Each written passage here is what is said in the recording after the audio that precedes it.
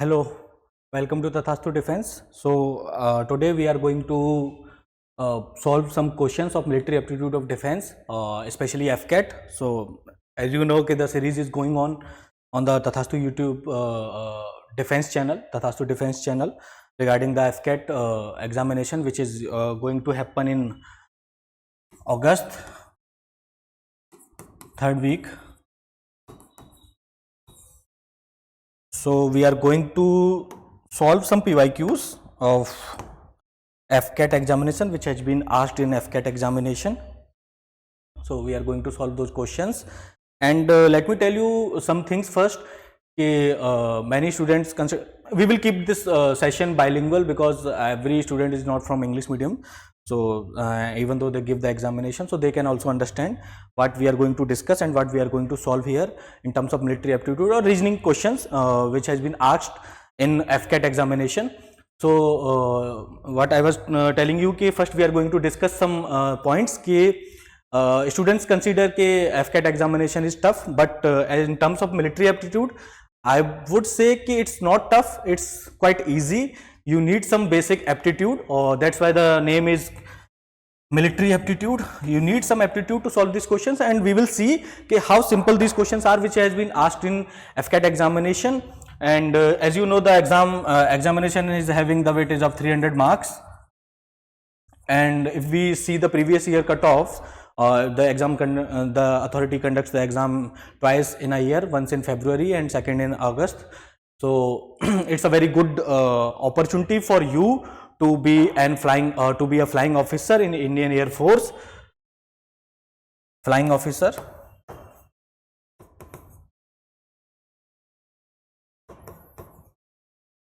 in Indian Air Force, which is equivalent to lieutenant in Indian Army, right?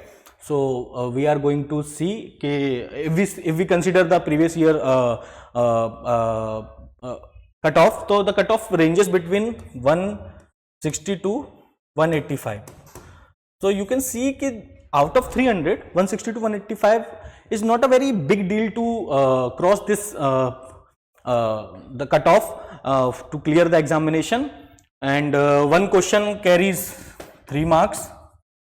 So total 100 questions they ask in the examination, and there is a minus marking of 1/3 or 1/3, or we can say 1 mark to each question. Minus marking, negative marking, correct? So students generally consider military aptitude or reasoning is tough, and they scared of minus marking, but I must tell you military aptitude is very easy in terms of the FCAT examination which they are asking to you, and it's not tough thing, it's quite easy, and you need just basic military aptitude or basic aptitude to solve this question. And we will see, we will be solving the PYQs here of all the topics of verbal reasoning or verbal aptitude. This class will be of verbal aptitude. I'll take another session of non-verbal aptitude. We will see those things in another class, but today we are going to discuss those topics of verbal reasoning, right? And the topics are analogy, classification, odd one out, series, coding and decoding, direction sense test, blood relation, mathematical operation, and logical Venn diagram. So we will be solving PYQs of each and every topic here today in this class, and we will see how easy to solve these questions which FCAT examination asked in FCAT examination. So we will see here. So let's start. Let's get started with the session with our first topic, which is analogy. So analogy, what is analogy? Analogy shows a relationship between a pair of items, and then they ask you to find a similar relationship which has been asked in another item, correct? Another pair among those pairs. So here are some examples we can see. First one is keyword analogy. तो they are saying कि doctor is related to hospital, तो वो बोल रहे हैं कि doctor hospital से relate करता है, right? If we go to hospital, तो डॉक्टर ही है वहां पे जो हमारा चेकअप करेगा, जो हमें मेडिकली एग्जामिन करेगा, करेक्ट? तो उसी बेसिस पे वो पूछ रहे हैं कि टीचर का रोल किधर है, तो टीचर का role will be obviously in school. अगर हम दूसरा देखें नंबर एनालॉजीज में, if 2 is directly related to 4 and तो 3 would be directly related to तो यहां पे ना दो तरीके की एनालॉजी काम कर सकती हैं. You can also get confused sometimes with the analogies. तो always go with the first thing कि पहली चीज तो जब भी हम इस तरीके के क्वेश्चन सॉल्व करते हैं और आगे भी हम जो कोडिंग डिकोडिंग करेंगे, सीरीज जब हम सॉल्व करेंगे, वहां पे हम एक जब भी हम ऑड वन आउट फाइंड करते हैं या वहां पे सीरीज में जब भी हम क्वेश्चन मार्क की जगह जो एक नंबर या वर्ड हमसे पूछा जाता है, एक रिलेशनशिप पूछा जाता है, एक एनालॉजी हमसे पूछी जाती है, तो वहां पे हम बेसिकली जब नंबर्स की बात आती है तो we first go with the squares, then cubes, if not then under root, then cube root, then prime numbers, then even, odd numbers, so plus minus. So this is something that we need to see in our number analogy, in a number series. If any relationship has been asked, if they are asking any relationship between the numbers, तो यहाँ पे हम देखते हैं कि 2 is directly related to 4, तो 3 would be directly related to. यहाँ पे दो तरीके की एनालॉजी हो सकती हैं. एक तो 2 का स्क्वायर करते हैं तो 4 होता है, और 2 into 2 करते हैं तो 4 होता है. करेक्ट. तो दूसरी एनालॉजी में हम ये भी बोल सकते हैं कि 3 का स्क्वायर करेंगे तो 9 हो सकता है, या फिर 3 into 2. सेम एनालॉजी अगर हम बात करेंगे, सेम एनालॉजी, तो 6 हो सकता है. तो यहां पे हम ऑप्शंस पे जाएंगे. करेक्ट. हम ऑप्शंस पे जाएंगे.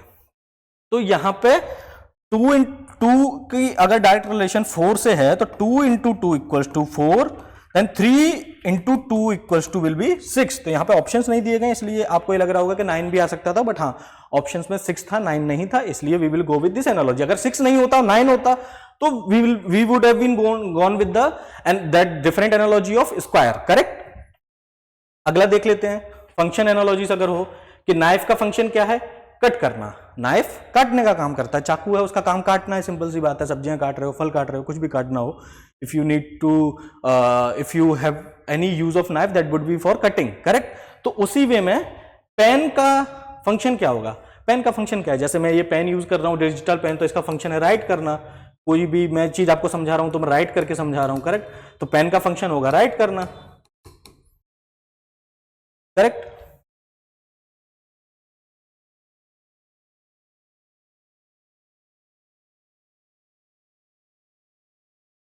नाउ कॉज एंड इफेक्ट पे देख लेते हैं.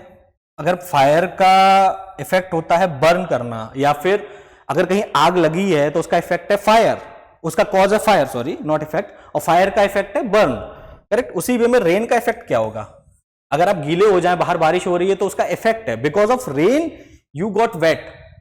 तो रेन का इफेक्ट है वेट होना, और आपके गीले होने का कारण क्या है, कॉज क्या है, रेन. तो रेन का काम, रेन का आपका इफेक्ट क्या होगा, वेट. आप गीले हो जाएंगे. सिनोनिम एंटोनिम भी हो सकते हैं. Happy, joyful. करेक्ट. और सैड, सैड का क्या होगा. अब यहां पर रिलेशनशिप देखते हैं, हैप्पी जॉयफुल, दैट मींस ये सिनोनिम है. तो सैड का सिनोनिम क्या हो सकता है, अनहैप्पी हो सकता है. Unhappy would be your synonym. तो एज वी कैन सी कि this is not a very rocket, something like rocket science. These things are very easy. अब यहां पे अभी हम पीवाईक्यूज भी देखेंगे तो आपको समझ में आएगा कि how these questions can be done with basic military aptitude, because the examination that FCAT conducts, they are looking for some basic military aptitude in you, because you will be joining the military, right? You will be joining the air force. Correct. तो अब हम PYQs की तरफ बढ़ते हैं. पहला PYQ देखते हैं कि in the following question select the related word from the given alternatives. Correct. अब डॉलर दिया हुआ है और उसको यूएसए से, यूनाइटेड स्टेट्स से कनेक्ट किया हुआ है.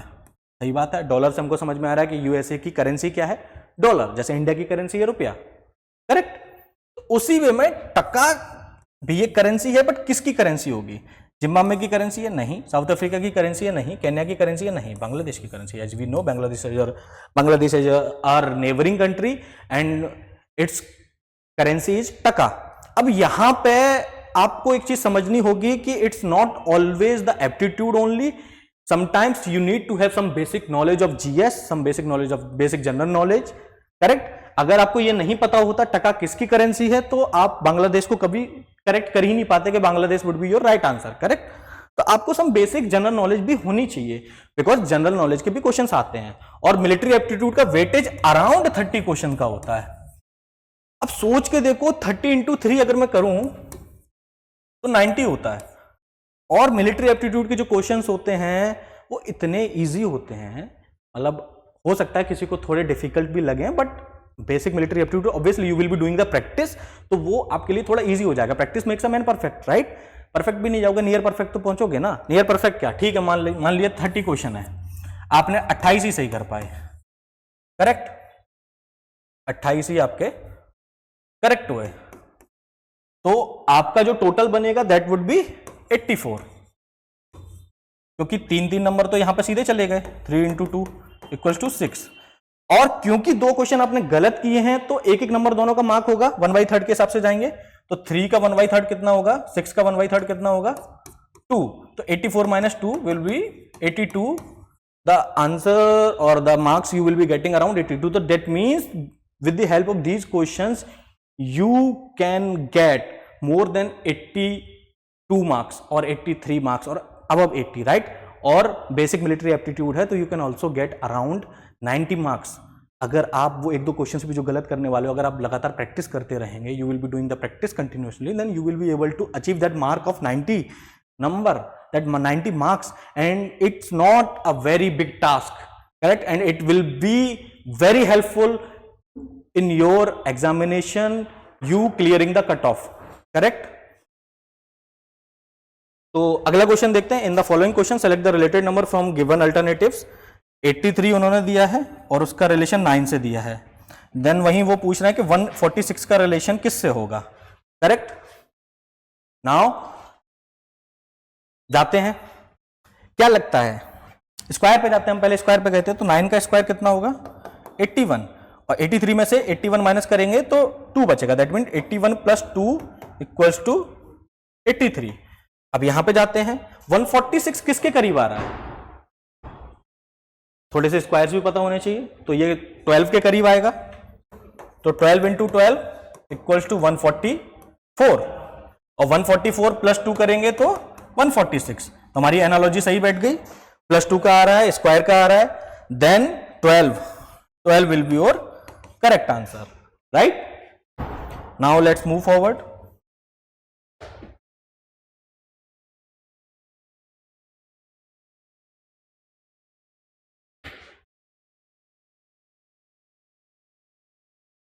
जैसे यहां पे क्वेश्चन में बोल रहे हैं कि भाई first number is related to second number, third, and in the same way fifth number is related to sixth number, तो उसी वे में थर्ड नंबर फोर्थ वाले नंबर से किस वे में रिलेट करेगा, तो देख लेते हैं।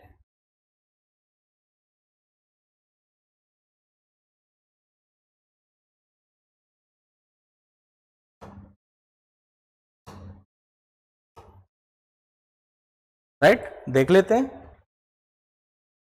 210 = 2 में जाते हैं, स्क्वायर देखते हैं, 14 196,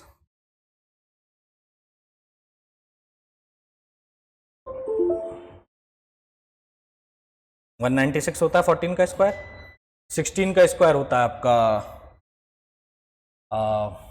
256, करेक्ट? 13 का स्क्वायर होता है आपका 169। तो अब यहां पे हम 210 से माइनस करेंगे 196 को, तो हमारे पास बचता है 14, तो दैट मीन्स 196 में 14 प्लस किया तब 210 आया, और 256 में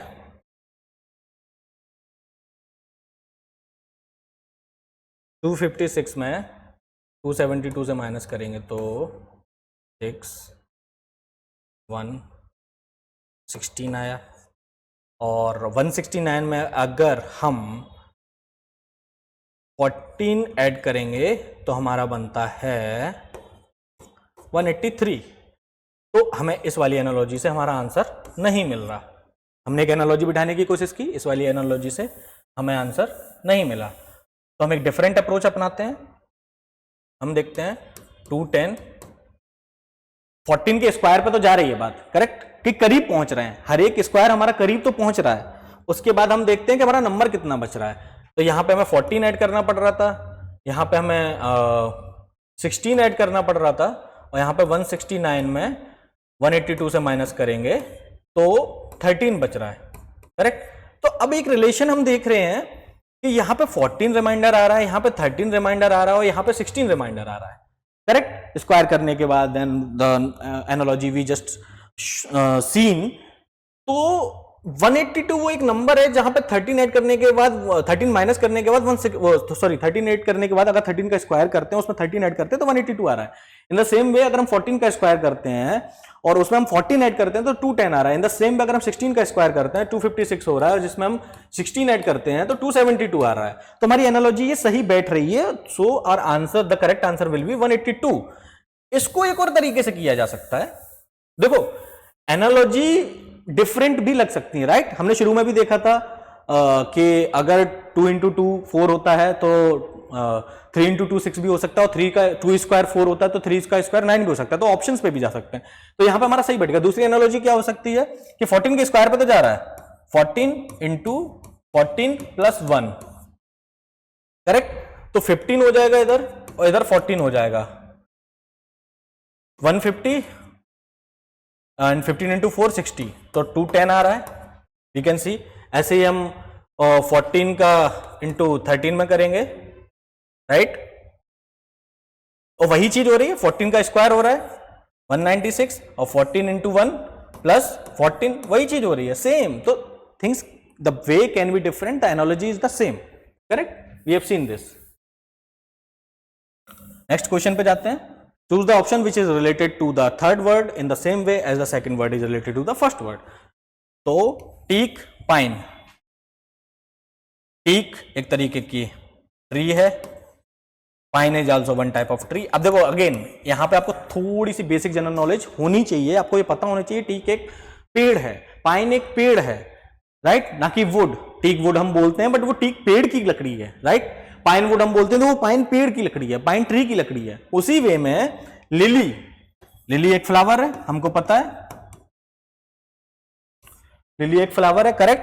तो फ्लावर और लोटस ये दो चीजें जो इसके करीब पहुंच रही हैं, ट्री नहीं हो सकता, गार्डन नहीं हो सकता। बट हमने यहां पे देखा ये एक पेड़ है, ये एक पेड़ है, तो दोनों पेड़ होने चाहिए।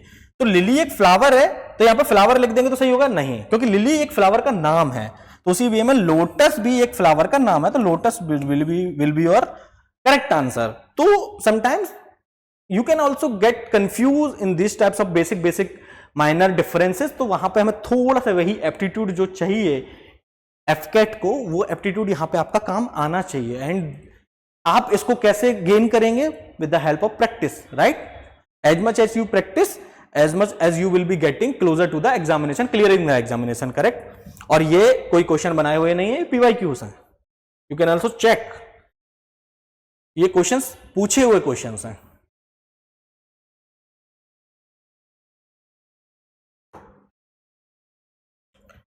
अब देखते हैं, आर्किटेक्ट का काम है भाई बिल्डिंग डिजाइन करना, सही बात है। तो म्यूजियम को कौन देखेगा? मैनेजर नहीं, गार्डनर नहीं, curator. Curator is directly related to museum. Again यहां पे थोड़ी सी बेसिक नॉलेज आपको होनी चाहिए कि भाई आर्किटेक्ट का काम क्या है और क्यूरेटर का काम क्या है। तो उसी की बेसिस पे आप इस आंसर को करेक्ट कर पाओगे। वरना आप मैनेजर भी लिख सकते थे कि भाई म्यूजियम को शायद मैनेज करना हो, but curator will be the correct closest answer. Again यहां पे देखते हैं, इंजरी, हेलमेट। हेलमेट का काम क्या है? इंजरी को रोकना, राइट। तो यहां पे हम प्रिकॉशन की बात कर रहे हैं, सेविंग की बात कर रहे हैं। हेलमेट हमने पहना, कहीं भी थोड़ा सर्वर टकराया तो हमें चोट नहीं लगती, राइट। क्यों? क्योंकि हेलमेट की वजह से हमारी वो चोट बच गई। तो helmet was the saving item for us, जिसने हमारे सर की चोट बचाई। तो उसी वे में फ्लड को रोकने के लिए क्या काम आएगा? केप? नो। लीव? देखते हैं, केव? नो। एस्चुरी? नो। अब लीव आपको पता होना चाहिए कि क्या है, तभी आप जो है इसको करेक्ट कर पाओगे। लीव क्या है? लीव एक दीवार होती है, नदी के पास दीवार बनाई जाती है, उसको लीव बोलते हैं। नेचुरल भी हो सकता है, मैनमेड भी हो सकता है, जिससे पानी आया उसी से टकरा के वापस हो गया या बाहर की तरफ नहीं आ पाया। तो leave will be the saving item, saving thing, saving structure for you from the flood, correct. अगले टॉपिक पे चलते हैं। अब देखो ये वाला टॉपिक पे हमने 5-6 सवाल किए और PYQs हैं, और हमने देखा it was not a rocket science, correct. तो एफकेट डिफेंस में जो एग्जामिनेशन है एफकेट, जहां पे आप फ्लाइंग ऑफिसर बनने जाओगे, that is equivalent to lieutenant, lieutenant जिसको हम बोलते हैं, तो इजी टू अंडरस्टैंड। तो आप इस तरीके के क्वेश्चन करके अपने कट ऑफ के कितना करीब पहुंच सकते हो। ऑब्वियसली बाद में एसएसबी रहेगा, that is the process for everyone, but yes this examination is important to get in the SSB process, and for that military aptitude is also important, and you can get around 90 marks by solving these types of question। आगे अगले topic पे चलते हैं हम अपने, इसके भी question solve करेंगे हम। क्लासिफिकेशन ऑड वन आउट, मतलब इसमें हमें एक पेयर होगा, एक सीरीज होगी जिसमें हमें ऑड निकालना है कि भाई वो उस पेयर से मैच नहीं कर रहा, उस ग्रुप ऑफ वर्ड से, उस ग्रुप ऑफ पर्टिकुलर थिंग से मैच नहीं कर रहा, तो यहां पे हम ऑड वन निकालेंगे। करेक्ट। क्वेश्चन देखते हैं। शीप ठीक है, काउ ठीक है, गोट ठीक है, क्रोकोडाइल ठीक है। अब ये चार चीजें, इसमें से ऑड वन क्या है? दो तरीके की एनालॉजी हो सकती है इसमें। शीप, काउ, गोट मैमल है, क्रोकोडाइल रेप्टाइल है, या शीप, काउ, गोट हर्बीवोरस है, मतलब वेजिटेरियन है, वेज हर्बीवोरस, वेजिटेरियन तो कहना ठीक नहीं होगा, हर्बीवोरस है, क्रोकोडाइल कार्निवोरस है। तो दो तरीके की एनालॉजी हो गई। Crocodile will be the odd one out and crocodile will be our answer. अब यहां पे हम देखते हैं 3 of the following 4 letter clusters are like in a certain way and one is different. तो अब ये वर्ड्स हैं, ये किसी एक वे में एक दूसरे के से मतलब प्रोसेस जो भी हो या अंतर हो वो सेम है, बट किसी एक वर्ड में, किसी एक पर्टिकुलर ग्रुप में नहीं होगा। तो हम देखते हैं J Q M, right, D W G A Z D. अब हम देखें जरा, तो यहां पे ए और अगर हम जेड को देखें तो ये एक बिल्कुल शुरुआत का वर्ड है, एक बिल्कुल टेल का वर्ड है। दैट मीन्स अब यहां पे आपको ना ABCD के नंबर्स पता होने चाहिए कि भाई A1 पे आता है, I9 पे आता है, J10 पे आता है, Y25 पे आता है, T20 पे आता है, O15 पे आता है, करेक्ट, M13 पे आता है, करेक्ट। तो ये आपको पता होना चाहिए। अब हम देखें जरा, J K L M N O P Q, ABCD से यहां से शुरू हुआ और यहां पे जेड तक जाएगा ये। दैट मीन्स जे क्यू के अपोजिट है, ए जेड के अपोजिट है, ए जेड के अपोजिट है। उसी वे में डी डब्ल्यू को देखते हैं, A B C D, Z Y X W. तो डी डब्ल्यू के अपोजिट हो गया। तो क्या बी एक्स के अपोजिट है? नहीं, बी वाई के अपोजिट है। तो यहां पे बी एक्स के अपोजिट नहीं है। इन सब के बीच में एक एनालॉजी है जो हमें दिख रही है, एक कॉमन प्रोसेस है जो हमें दिख रही है, बट बी और एक्स के बीच में वो कॉमन प्रोसेस हमें नहीं दिखी। That means this will be our answer. ये जो है ऑड वन आउट है, सी।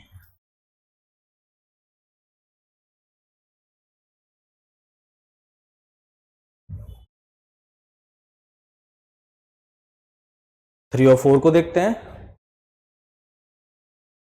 बी सी एच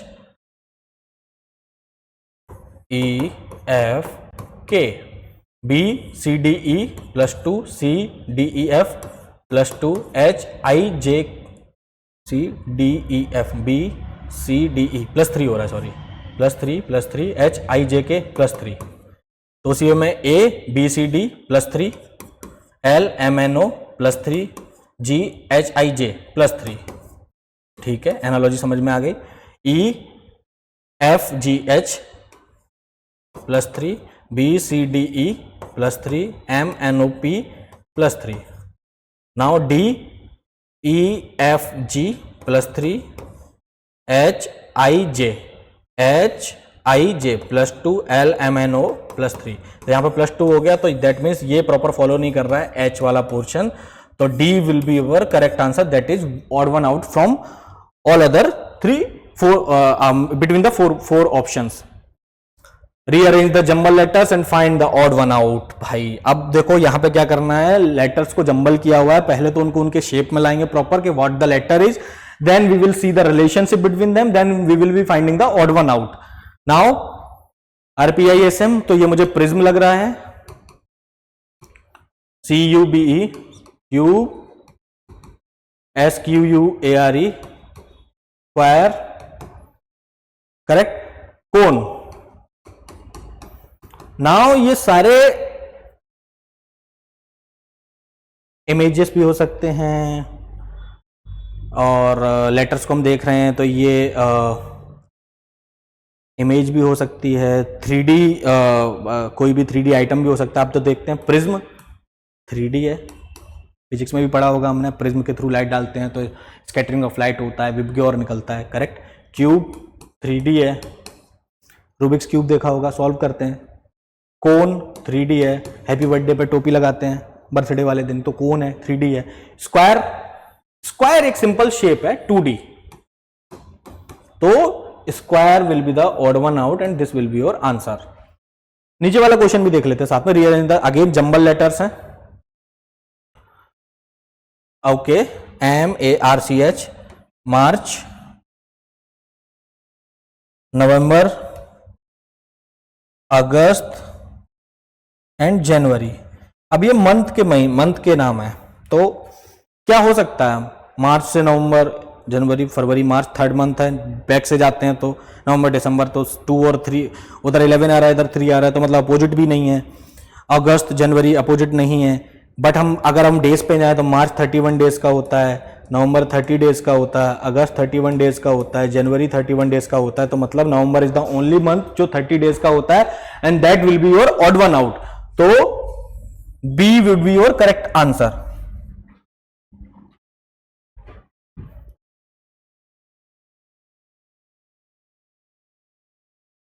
नाउ इसमें देखते हैं, अगेन जंबल लेटर्स हैं, पहले हमें उनको प्रॉपर उनके मीनिंग फॉर्म में लाना पड़ेगा, तो NGMAO, MANGO, मैंगो, सीजन भी चल रहा है मैंगो का, PENCIL, pencil, banana and Apple. अब देखो, आपको ये लग रहा होगा कि मैं इतनी जल्दी कैसे समझ पा रहा हूं, obviously it's because of practice. I have cleared this examination for multiple n number of times and I know what type of questions they ask and I have done enough practice. तो वो practice से मुझे समझ में आ रहा है शब्द को देखते हुए कि वो शब्द क्या हो सकता है। तो as you will be doing the practice, तो you will be also understanding the jumble words, के वो जंबल वर्ड क्या हो सकता है, और नोन वर्ड ही होता है। देखो, कोई भी ऐसा वर्ड नहीं है जो बहुत आपको एलियन वर्ड दिख रहा हो, मतलब फॉरेन विदेशी वर्ड दिख रहा हो, कुछ भी नहीं। मैंगो एक फल होता है, बनाना एक फल होता है, एप्पल एक फल होता है, बट पेंसिल एक फल नहीं होता। तो pencil, this will be your correct answer और ऑड वन आउट, राइट। अगले पे जाते हैं, complimentary, gracious, gratis, expensive. Complimentary, gracious, gratis, तो ये सिनोनिम दिख रहे हैं मुझे,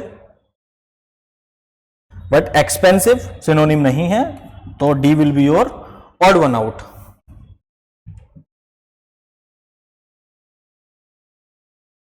नाउ इधर आते हैं, हैफ्टी, हैवी, मैसिव, ये तीनों मुझे सिनोनिम दिख रहे हैं, बड़ी चीज की बात हो रही है, but feathery, no, this is not the synonym, तो feathery will be your odd one out. Again यहां पे आते हैं, स्टार्स, कॉन्स्टेलेशन, सोलर सिस्टम, ये यूनिवर्स के पार्ट है। Celestial is not something that is the part of universe, हम बोलते हैं सेलेस्टियल बॉडीज हैं ये, तो celestial will be your odd one out.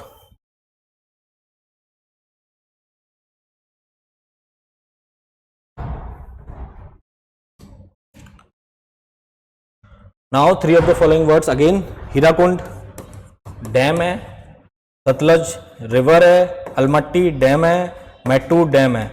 तो रिवर, भाई सतलज एक ही रिवर है, तो Sutlej will be your odd one out, बाकी तीनों डैम है, correct. Now in this second topic भी हमने देखा कि क्वेश्चंस कितने इजी हैं। Sometimes it seems difficult because हमें दो प्रोसेस इन्वॉल्व करनी पड़ती है, कि पहले हमको जंबल लेटर्स को उसके सही फॉर्म में लाना पड़ता है, उसके बाद हम उसे सॉल्व कर सकते हैं। बट दिस इज समथिंग कि आपको भाई 100 क्वेश्चंस 1 घंटे में सॉल्व करने हैं, 1 आवर में सॉल्व करने हैं, तो this is something that you need. आप उसी वे में कर पाएंगे। 1 और 2 घंटे में अगर आपको वो सॉल्व करने हैं 1 और 2 घंटे में, तो आप उसी वे में कर पाएंगे। It depends on the exam to exam. तो आप तभी सॉल्व कर पाएंगे जब आपकी प्रैक्टिस होगी। It needs your quick mind, right? Aptitude, you need aptitude for this. In the following question, select the odd one out.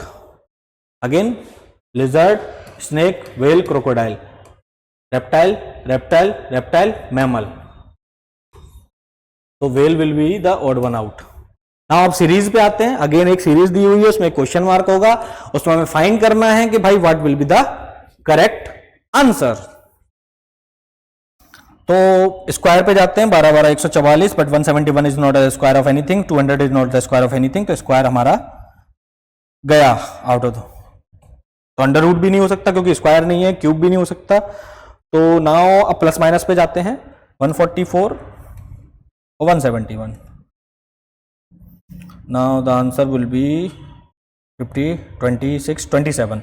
इन दोनों का अंतर 27 है, इन दोनों का अंतर 26 27, इन दोनों का अंतर 29 है। और अगर मैं इसी अंतर को सेम अगर मैं वो करता चलूं, तो अगर मैं इधर 231 लिख लूं तो इसका आंसर हो जाएगा 31, और 231 में अगर मैंने 33 ऐड किया तो 264 होता है, तो 33। तो हमने एक एनालॉजी देखी, 27 29 31 33, मतलब दो दो नंबर बढ़ते जा रहे हैं और सारे ऑड नंबर्स हैं। एंड 231 अगर ऑप्शन में है, क्योंकि हमने 31 ऐड किया इसमें, तो 231 हुआ, तो 231 विल बी आवर आंसर। तो एक सीरीज में हमें एक प्रोसेस समझ में आई, and the process is telling you कि 231 will be your correct answer.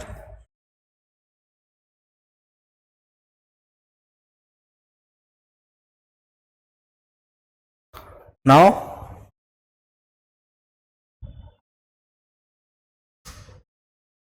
FOHVCKER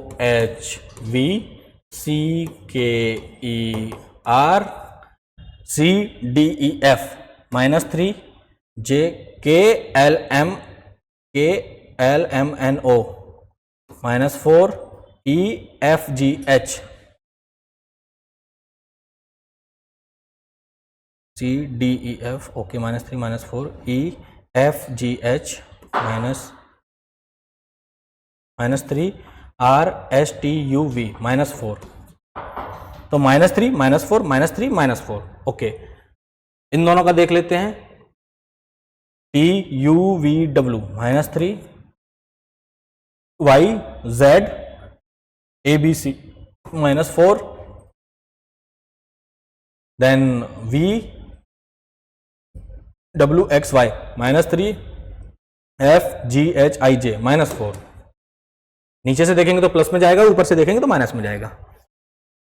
now the correct answer अगर हम यहां पे फाइंड करने की कोशिश करें, तो एक एनालॉजी हमको समझ में आई कि माइनस में जा रहे हैं हम, तो C से 3 माइनस करेंगे ABC या B A और Z, तो Z आएगा, और HIJ के -4, तो G आ जाएगा, K से -4 करेंगे, E से -3 करेंगे तो B आएगा, R से -4 करेंगे तो N आएगा, तो ZGBN will be your correct answer, right. तो ये हमें एक प्रोसेस और एक कॉमन एनालॉजी हमें फाइंड करनी होती है इस तरीके के क्वेश्चन सॉल्व करने में। नाउ इसको देख लेते हैं। इसको देखते हुए तो मुझे लग रहा है कि अगर माइनस में जा रहा है तो फिर माइनस ही करना होगा। 67 में से 46 माइनस किए तो 1, 21 माइनस किया इधर से, यहां से अगर माइनस किया 46 में से 24 तो 2, 22 माइनस किया, एंड 24 में से 23 माइनस करेंगे तो 1 आएगा, 1 में से 24 माइनस करेंगे तो माइनस का 23 आएगा, और माइनस के 23 में से 25 माइनस करेंगे तो ये ऐड हो जाएगा 8 4 48 आंसर आएगा माइनस का। तो माइनस का 48 आंसर अपना ए है, तो A will be your correct answer. See how simple these questions can be for you to solve. They look कि they are different, they are a bit tough, but they are not. They just need your a bit of aptitude, a bit of basic knowledge, a basic practice, obviously the continuous practice, so you will be solving these questions in a quicker way, and you will see how easy it become for you to understand and you to solve these questions. नीचे वाला question दिख रहा है, ठीक है। Which of the following terms will replace the question mark in the given series? LKC। नीचे वाला question भी हम देखते हैं, यहां पे आंसर आपका ये था LKC के M D K L M minus two M N J K L M plus to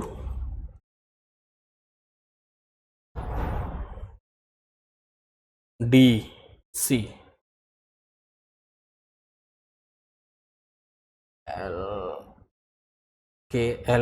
के एल माइनस वन, के से एल को अगर देखते हैं तो माइनस वन, एम से के को देखते हैं तो के एल एम, के एल ऊपर की तरफ गए तो के एल एम तो प्लस टू, देन अगेन अगर हम इसको सी से डी को देखते हैं तो डी और सी तो माइनस वन। उसी एनालॉजी को फॉलो करते हैं, I H I minus one, S Q R S plus two, G F G तो माइनस वन। तो उसी वे में हम यहाँ पे जाते हैं, के और के के बीच में और इसके बीच में फाइंड करने की कोशिश करते हैं। तो जे के माइनस वन तो जे आ जाएगा, M N O plus two में तो ओ आ जाएगा, फिर अगेन डी ई या ई डी ऊपर की तरफ जाएंगे तो माइनस वन हो जाएगा तो ई इधर आ जाएगा।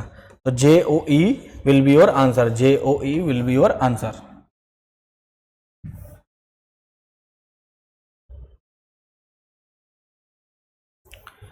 अब इस तरीके के क्वेश्चन में क्या है, मैं ना ये सीरीज को डिवाइड करना पड़ेगा इक्वल पार्ट्स में, then we will be taking the help of these options, then we will be able to solve this type of question. Series को डिवाइड करते हैं हम, पहले हम गिन लेते हैं कितना है, 1 2 3 4 5 6 7 8 9 10 11 12 13 14 15 15 है तो 3 into 5 भी कर सकते हैं, 5 into 3 भी कर सकते हैं।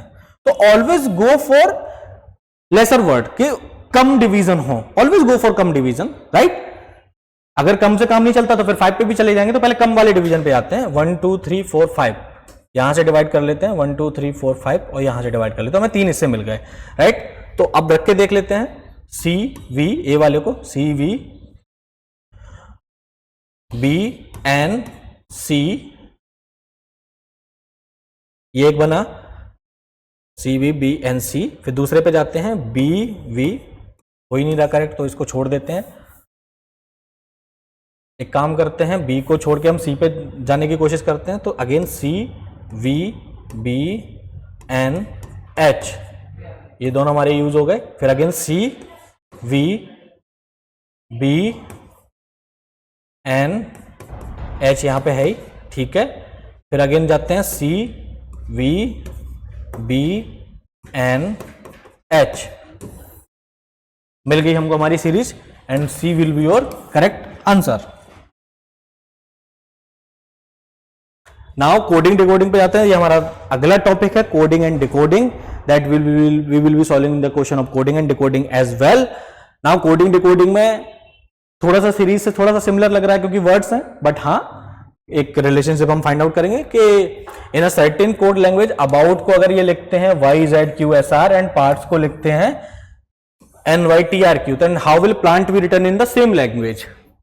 अब ये बोल रहे हैं भाई प्लांट को सेम लैंग्वेज में कैसे लिखोगे, ठीक है, कोशिश करते हैं प्लांट को सेम लैंग्वेज में कैसे लिखते हैं।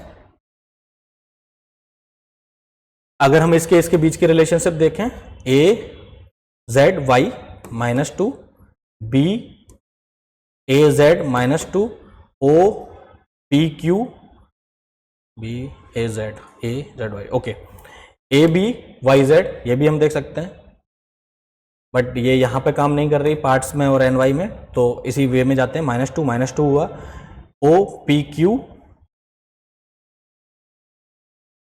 बट ओ पी क्यू पीछे नहीं जा रहे हैं, हम आगे की तरफ जा रहे हैं, तो प्लस टू हो जाएगा, यू एस टी यू मतलब यू टी एस तो minus two, T S R R S T तो minus two, again P N O P minus two, Y A Z Y minus two, R S T plus two, T R S T T S R minus two, S Q R S S R Q minus two. तो हमें एक analogy समझ में आ गई, तो उसी वे में प्लांट पे जाते हैं।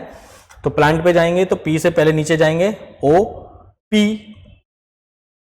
J K K L M N N O P, N आ जाएगा हमारा, P से नीचे जाएंगे -2 तो N आ जाएगा, तो N के बाद J K L, J K L तो J आ जाएगा, -2 जाएंगे। अब A B C N J C, N J C कहाँ दिख रहा है, N I C नहीं, N J C यहां दिख रहा है, R J C नहीं, N J D नहीं, N J C will be your correct answer. L M N -2 R S T -2, तो हमारा पूरा सीरीज हमको मिल गया, तो B will be your correct answer.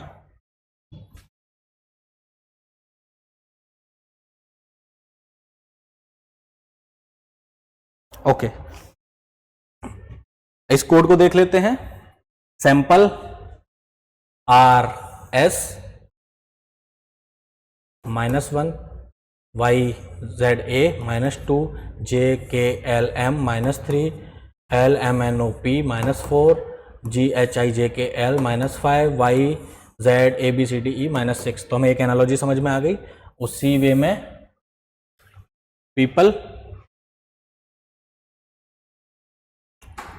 तो उसी वे में जाएंगे people O P C D E L M N O L M N O P G H I J K L Y Z A B C D E O C L L G Y, O C L L G Y, this will be our correct answer. तो उसी वे में आप इस question को करेंगे, analogy लगभग same ही लग रही है, प्लस माइनस करके देखेंगे और इनको सॉल्व करेंगे, राइट। इसको हम सॉल्व कर लेते हैं क्योंकि एक डिफरेंट टाइप का क्वेश्चन है कि भाई गोल्फ इज कोडेड एट 40, तो A B C D E F G तो 9 आ जाएगा, E J O 15 J K L 12 और A B C D E F 6, तो 12 एंड 6 18, 18 में 9 ऐड करेंगे 27, 27 में 15 ऐड करेंगे 7 and 5 2 1 42 विल आंसर यहाँ पे आ रहा है, बट ये 42 लिख रहे हैं तो +2 मान के अभी चल लेते हैं, 44 हो रहा है। देन बॉल को 2 1 JK L 12 12 24 25 26 27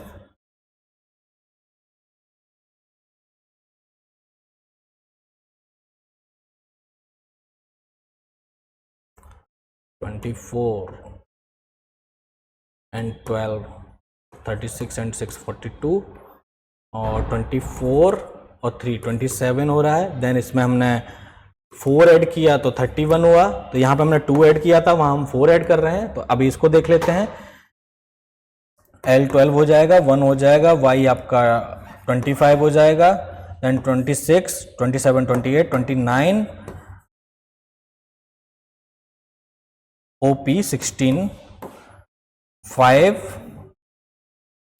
45 आ जाएगा। एंड 45 में अगर हम नो ये 12 था, हमने यहाँ पे थोड़ा सा मिस्टेक किया है। Y 25 है, A 1 है तो 26 हो गया, L 12 है तो आपका 38 हो गया, एंड P आपका 16 है तो 4 एंड 1 54 हो गया। एंड 54 में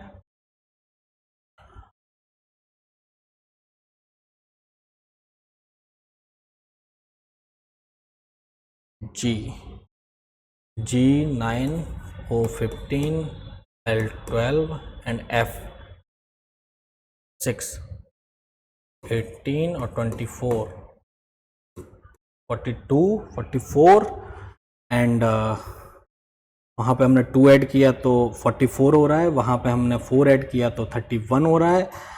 एंड यहाँ पे हम अगर 4 ऐड करेंगे तो 58 हो जाएगा, तो 58 will be your correct answer. अगले टॉपिक पे चलते हैं, डायरेक्शन सेंस टेस्ट। डायरेक्शन में हमेशा याद रखेंगे नॉर्थ ऊपर होता है, साउथ नीचे होता है, ईस्ट इधर होता है, वेस्ट इधर होता है। वेस्ट बंगाल को याद कर लेंगे, वेस्ट बंगाल हमेशा ईस्ट में है, तो वेस्ट बंगाल यहाँ पे है, तो दैट मीन्स वो ईस्ट रहेगा और वेस्ट आपका इधर रहेगा, right. Lily drive 60 metre to the south, south की तरफ चलाती है 16 metre, then turns left 6 metre, then turns left again and drives 8 metre. And what is the distance of Lily from her starting point? Starting point से distance पूछ रहे हैं। अगर 8 यहां पे है तो ये भी 8 हो जाएगा, तो डेट मीन्स ये 8 बचेगा, और ये 6 है तो ये भी 6 होगा। तो ये पूछा है उन्होंने, तो पाइथागोरस थ्योरम याद रखेंगे। हाइपोटेन्यूज आपकी जो होती है h होती है, ये इसको याद करेंगे, तो इसका x मान लेते हैं, x square equals to under root में जाते हैं 8 का स्क्वायर प्लस 6 का स्क्वायर। देन इसको सॉल्व करने की कोशिश करते हैं, 864 हो जाएगा, 36 हो जाएगा, 100 हो जाएगा, और उसका अंडर रूट हो जाएगा, तो ये 10 आ जाएगा। तो हमारी ये जो डिस्टेंस आ गई वो 10 आ गई, तो 10 will be your correct answer. इसी वे में इसको सॉल्व करेंगे। ये क्वेश्चन थोड़ा सा डिफरेंट है, तो मैं इसको सॉल्व करके दिखा देता हूँ। प्रिया स्टार्ट फ्रॉम पॉइंट ए से प्रिया ने स्टार्ट किया and drives 9 kilometre towards north, 9 kilometer, then she takes a right turn, drives 4 kilometer to reach point B, 4 kilometer point B, then she turns right, drives 10 kilometer, थोड़ा सा ज़्यादा 10 kilometer, point C, in what direction पूछी है हमसे। Again direction में हम देखते हैं north west, north east west south, ये वाली डायरेक्शन पूछी है। ए पॉइंट से सी पॉइंट पूछा है, तो साउथ ईस्ट हो जाएगा, ईस्ट साउथ बोल देंगे, तो south east will be your correct answer.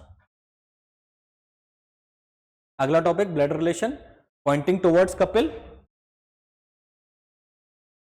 Poynting towards Kapil, Shilpa said his mother's brother is the father of my son Ashish, how is Kapil related to Shilpa. अब ब्लड रिलेशन के क्वेश्चन में आप हमेशा याद रखेंगे कि आप ना एक बेसिक अंडरस्टैंडिंग बनाएं कि अगर आप मेल को पॉजिटिव मानते हैं तो फीमेल को नेगेटिव मान सकते हैं, not in personal way, positive negative, just to understand. तो साइन यूज कर सकते हैं, ट्राइंगल यूज कर सकते हैं, स्क्वायर या सर्कल यूज कर सकते हैं मेल के लिए, ट्राइंगल यूज कर सकते हैं फीमेल के लिए, वाइस वर्सा भी यूज कर सकते हैं, जस्ट फॉर योर अंडरस्टैंडिंग, तो you would be able to understand कि भाई कौन फीमेल है कौन मेल है, करेक्ट। देखते हैं, कपिल मेल है, शिल्पा फीमेल है, तो शिल्पा ने कपिल की तरफ इशारा करते हुए बोला कि हिज मदर, कपिल की मदर, एम लिख लेते हैं, मदर का ब्रदर बी लिख लेते हैं, is the father of my son Ashish, इनका बेटा है आशीष, इनके फादर कौन है, ये फादर। तो how is Kapil related to, इन दोनों का क्या रिलेशन, कपिल का रिलेशन पूछा है शिल्पा से, ना कि शिल्पा का रिलेशन पूछा है कपिल से। तो अब हम देखते हैं, एनालॉजी समझते हैं कि भाई शिल्पा के बेटे के फादर ये हैं, तो शिल्पा के ये हस्बैंड हुए, और हस्बैंड के भाई, हस्बैंड की बहन शिल्पा की जो है क्या कहते हैं सिस्टर इन लॉ हुई, सिस्टर इन लॉ का बेटा शिल्पा का नेफ्यू हुआ। तो कपिल क्या लगा, शिल्पा का नेफ्यू लगा, कपिल शिल्पा से नेफ्यू के रूप में रिलेटेड है, तो nephew will be your correct answer, right. तो ये triangle, circle, square, plus minus, ये आप अपनी अंडरस्टैंडिंग के अकॉर्डिंग यूज कर सकते हो, तो it becomes easy to understand. उसी वे में ये वाला क्वेश्चन आप सॉल्व करेंगे एंड ये वाला भी। मैथमेटिकल ऑपरेशंस देख लेते हैं थोड़ा सा समझने के लिए। Which of the mathematical sign should be, interchange करने की बात कर रहे हैं कि भाई कौन सा मैथमेटिकल साइन इंटरचेंज करेंगे कि ये जो है प्रोसेस दी हुई है, ये प्रोसेस दी हुई है, इसको सॉल्व करते हुए 9 आ जाए, ठीक है। एक बार बी वाला सॉल्व, बी वाला देख लेते हैं कि प्लस माइनस को इंटरचेंज कर लेंगे, 45 plus 5 plus 96 divide by 8 minus not minus plus minus इधर आ जाएगा,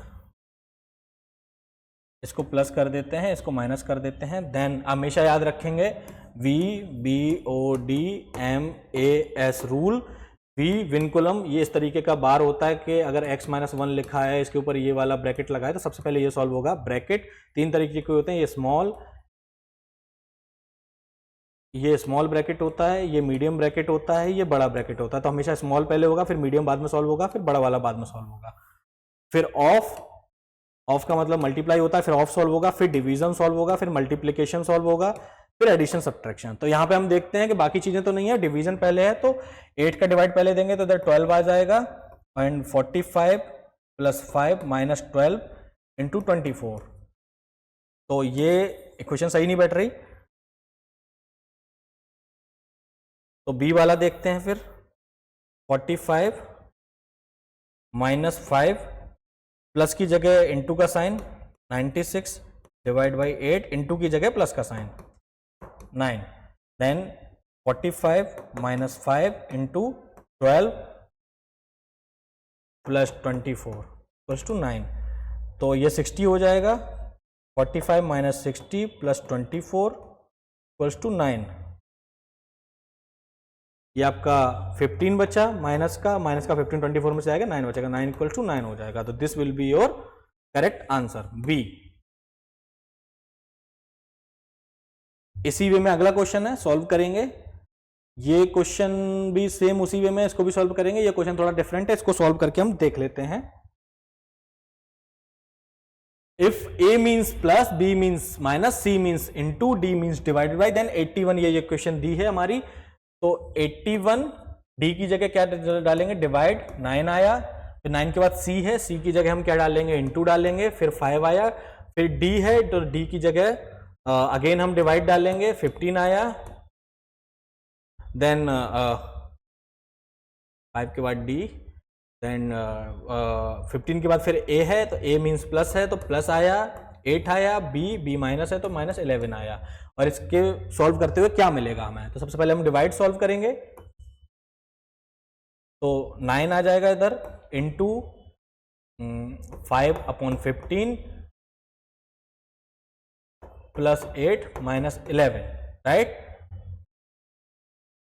5 से डिवाइड करेंगे 3 जाएगा, 3 से डिवाइड करेंगे 3 आएगा, तो 3 × 1 + 8 - 11, तो 3 + 8 - 11, 8 3 11 - 11 इक्वल्स टू 0। तो 0 will be your correct answer, right. See how easy is this. ये हमारा लास्ट टॉपिक है, logical Venn diagram. Which diagram depicts relationship between nitrogen, ice and air. तो नाइट्रोजन, आइस एंड एयर, कौन सा diagram depict करेगा। तो nitrogen एक तरीके की एयर है, तो नाइट्रोजन एन हो गया, एक तरीके की एयर है एयर। आइस बिल्कुल अलग है तो वो अलग हो जाएगा। तो this will be your correct answer. तो ये इस तरीके से हमें थोड़ा समझना पड़ता है, एक लॉजिकल वे में हमें फाइंड करना पड़ता है कौन किसके साथ रिलेशनशिप बना सकता है और कौन किससे अलग है। तो नाइट्रोजन एक प्रकार की एयर है तो वो एयर के अंदर आ जाएगा। एयर के अंदर सभी प्रकार की गैसेस आ सकती हैं, तो क्योंकि नाइट्रोजन एक प्रकार की गैस है और एयर है, तो एयर के अंदर सारी प्रकार के आ सकते हैं। ऑक्सीजन होता तो भी इसी के अंदर आ जाता। अगर यहाँ पे आइस की जगह दिया होता ऑक्सीजन मान लेते हैं, तो फिर क्या होता, एयर, नाइट्रोजन एंड ऑक्सीजन। तो फिर ऐसे करके फिर ये वाला बनता। But now this will be your correct answer. ये 3 क्वेश्चंस हैं, ये भी देख लेते हैं। Celestial body, moon, natural satellite. तो भाई मून एक नेचुरल सैटेलाइट है और ये सारी सेलेस्टियल बॉडीज हैं। तो this will be your correct analogy B. Bird, ostrich, एल्बाट्रोस।